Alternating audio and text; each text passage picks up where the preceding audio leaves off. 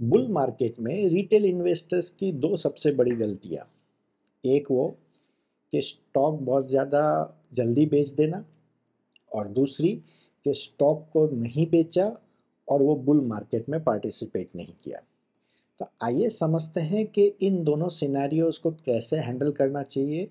क्या लॉजिक, क्या अंडरस्टैंडिंग लगानी चाहिए और इससे हम अपने पोर्टफोलियो को कैसे बेहतर कर सकते हैं।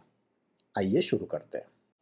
बुल मार्केट में सबसे बड़ा अफ़सोस या सबसे बड़ी गलती जो लगती है वो ये कि मैंने इस स्टॉक को या इस पोर्टफोलियो को या इस होल्डिंग को बहुत जल्दी बेच दिया। एज़ एन एग्ज़ाम्पल, आपने ₹100 पे कोई एक स्टॉक लिया हो और वो अगर ₹300-400 हो गया हो तो आपको लगता है कि ये काफ़ी बढ़ गया है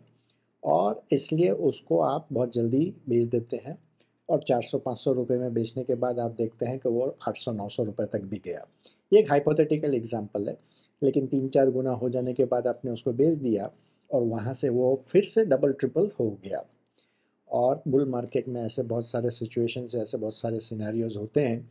तो ऐसे सिचुएशंस में क्या करना चाहिए? पहले, अगर आपको लगता है कि स्टॉक बहुत ज़्यादा बढ़ गया है तो वो रीज़न फॉर सेल नहीं होना चाहिए। मैंने एक कंप्लीट डिटेल वीडियो किया है कि क्या-क्या रीज़न्स होने चाहिए एक स्टॉक को बेचने के लिए और जनरली बुल मार्केट में आपको फंडामेंटल रीज़न्स ढूँढने पड़ेंगे। वैल्यूएशंस के रिलेटेड रीज़न्स या वैल्यूएशन से रिलेटेड आप कोई भी चीज़ ढूँढेंगे, तो आपको लगेगा कि ये बहुत ज़्यादा महँगा हो चुका है और कोई एक चीज़ अगर ज़्यादा महँगी हो चुकी है, तो वहाँ से और ज़्यादा महँगी ना हो सके ऐसा कोई हार्ड एंड फास्ट रूल नहीं है।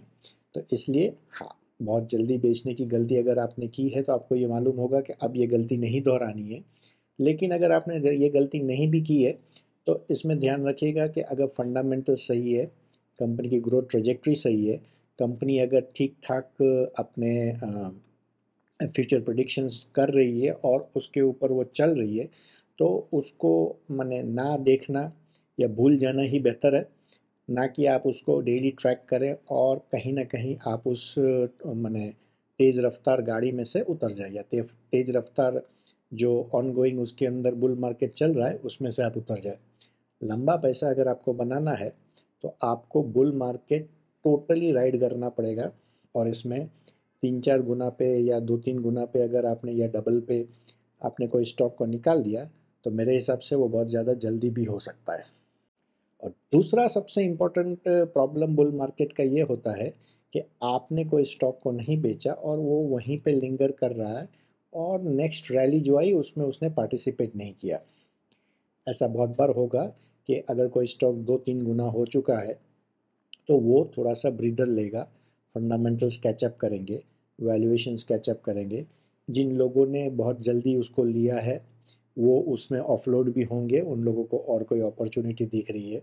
हो सकता है कोई एफआईआई, कोई डीआईआई वैल्यूएशंस के बेसिस पे भी उसको बेचे। तो ये काफ़ी नॉर्मल प्रोसेस है और इसका मतलब ये नहीं है कि आप हर 5% या 10% में अपने स्टॉक को किसी और के साथ कंपेयर करें। अगर उस कंपनी का फंडामेंटल सही है, तो फिर इसमें से उतरना बेवकूफ़ी होगी। लेकिन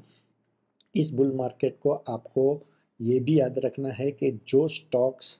आपके लिए लास्ट 5-7 साल में या बहुत लंबे समय से आपको पैसा बना के नहीं दिए हैं, वो अगर आपको ब्रेक इवन पॉइंट पे या थोड़ा लॉस में भी आ रहे हैं, तो वहाँ से आपको कैपिटल उसको अलग करना है